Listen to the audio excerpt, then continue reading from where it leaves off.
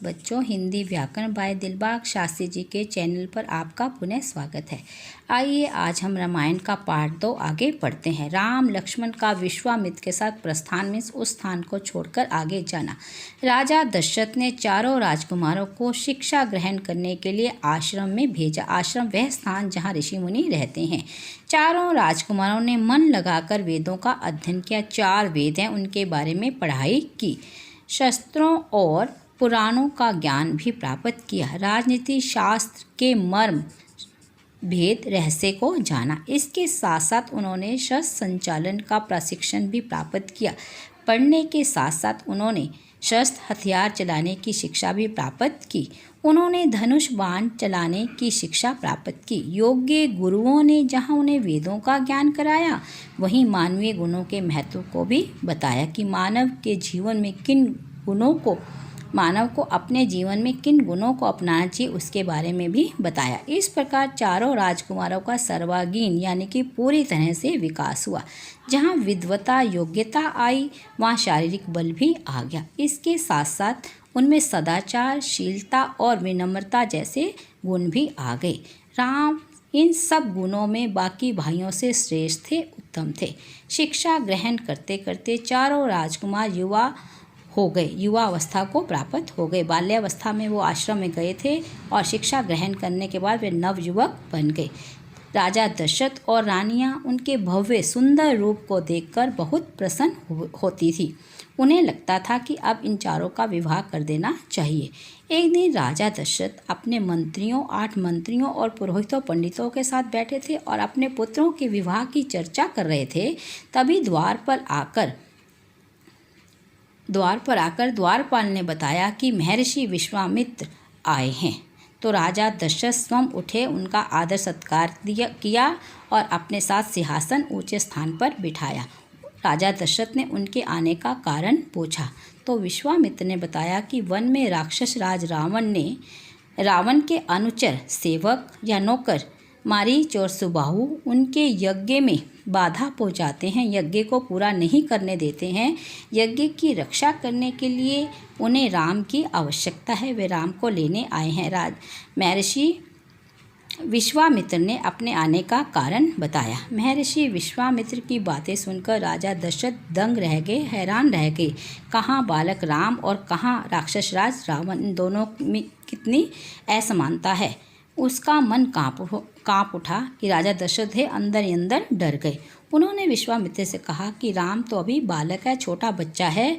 रावण से तो देवता तक डरते हैं, तो राम उनका मुकाबला कैसे करेगा। राम ही मेरा वृद्ध अवस्था का सहारा है, यानी कि मैं बूढ़ा हो गया हूँ और राम ही मुझे आसरा देगा, सहारा देगा।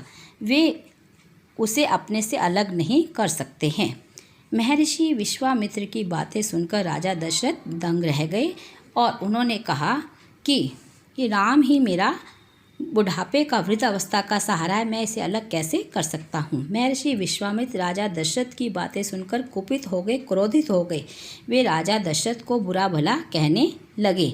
तभी राजगुरु वशिष्ठ ने राजा दशरथ को समझाया कि महर्षि विश्वामित्र स्वयं एक सिद्ध पुरुष हैं, ज्ञानी पुरुष हैं। वे राम को अपने साथ ले जाने आए हैं, तो इसके पीछे कोई ना कोई कारण है। इसमें राम का हित होगा, अतः आप राम को जाने दें।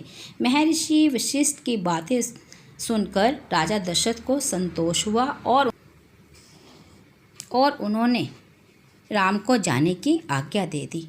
ताड़कावध। अयोध्या से सरयू के किनारे चलते चलते राम लक्ष्मण विश्वामित्र के पीछे चल रहे थे। लगभग 3 कोस मील चलने पर विश्वामित्र रुक गए। उन्होंने राम लक्ष्मण को मुंह हाथ धोने के लिए कहा। सरयू के किनारे चलते चलते राम लक्ष्मण विश्वामित्र के पीछे पीछे चल रहे थे।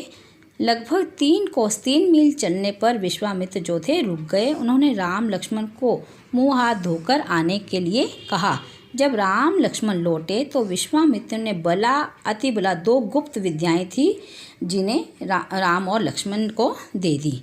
बला और अति बला गुप्त विद्याओं के ज्ञान से राम और लक्ष्मण की शक्ति में और भी बढ़ोतरी हो गई, वृद्धि हो गई। यह विद्या आसुरी राक्षसी शक्तियों से रक्षा करने वाली थी। रात भर विश्राम आराम करने के पश्चात अगले दिन गंगा नदी को पार किया। यहाँ से घना जंगल आरंभ हो गया, शुरू हो गया।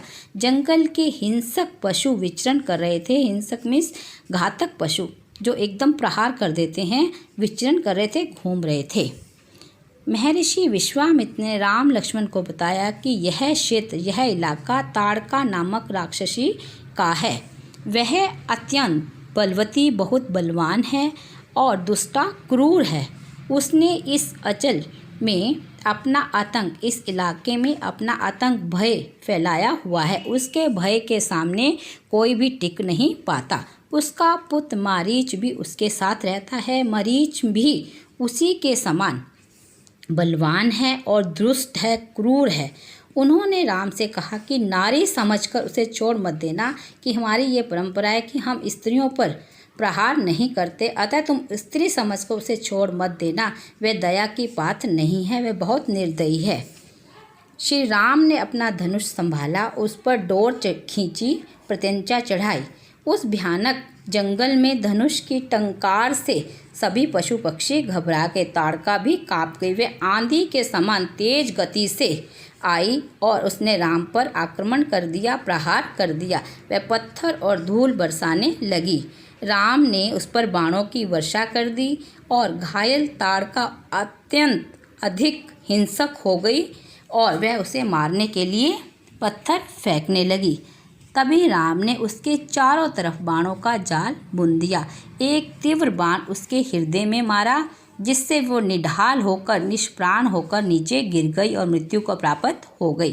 ताड़का की मृत्यु से विश्वामित्र अधिक प्रसन्न हो गए, खुश हो गए। उन्होंने राम को आशीर्वाद स्वरूप आशीर्वाद दिया और आशीर्वाद में अनेक दिव्य अलौकिक अस्त्र दिए। इनमें ब्रह्मास्त्र, कालचक्र और दंडचक्र प्रमुख थे।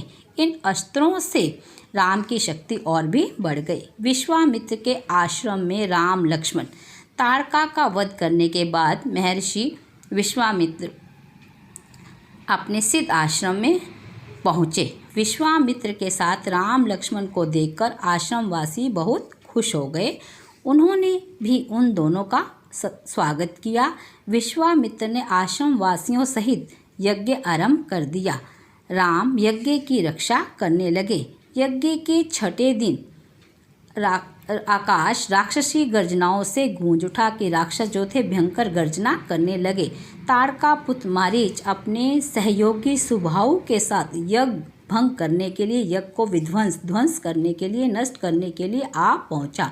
उनके साथ राक्षसी सेना भी थी। राम ने मारीच पर मानव अस्त्र चलाया और इसके आघात से, प्रहार से मारीच बेहोश होकर समुद्र के निकट जा गिरा। उसके मन में राम का ऐसा डर बैठ गया कि वह दक्षिण दिशा की ओर भाग गया। राम ने वायु अस्त्र से राक्षस को मार डाला। अग्नि बाण चलाकर सुबाहु का भी वध कर दिया। इस प्रकार युद्ध समाप्त हो गया। इस प्रकार राम और राक्षसों का युद्ध समाप्त हो गया। आश्रमवासी राम की वीरता से दंग थे, आश्चर्यचकित थे। उन्होंने राम के प्रति आभार किया, राम का धन्यवाद किया। राक्षसों के आतंक से मुक्त होकर सभी आश्रमवासी आनंद विभोर थे, प्रसन्नता में झूम रहे थे। मिथिला की ओर विश्वामित्र ने राम लक्ष्मण को मिथिला में होने वाले यज्ञ के विषय में बताया। उन्होंने कहा कि यहाँ एक शिव धनुष रखा है। मिथिला के राजा जनक ने अपनी पुत्री के स्वयंवर के लिए एक शिव धनुष रखा है। यह शिव धनुष ऐसा था जिसे कोई भी अकेला व्यक्ति उठा नहीं सकता था। उन्होंने राम के समक्ष मिथिला चलने का प्रस्ताव रखा तो राम ने सहर्ष खुशी के साथ स्वीकार कर लिया। अन्य आश्रमवासी ऋषियों को साथ लेकर वह मिथिला नगरी की ओर चल दिए। राम उत्सुकतावश, जिज्ञासावश मार्ग में अनेक स्थानों के विषय में पूछते तो विश्वामित्र उनका परिचय देते जाते, उनके बारे में बताते जाते। मार्ग में सोन नदी आई। उसे पार करके वे अत्यंत मनोहारी अंचल इलाका आ गया। विश्वामित्र ने बताया कि यह उनका प्रदेश है, उनका ही इलाका है। वे यहाँ के राजा थे। उन्होंने अपने वंश का विस्तृत परिचय दिया, पूरी जानकारी दी। दोनों को अनेक पौराणिक कथाएं सुनाई और उन्होंने भगवान शिव से संबंधित कथाएं भी सुनाई। गंगा अवतरण, गंगा कैसे धरती पर आई और शिव पार्वती के विवाह की कथा अत्यंत रोचक थी, वे भी उन्हें सुनाई। आशा है आप इस वीडियो को ध्यान से सुनेंगे।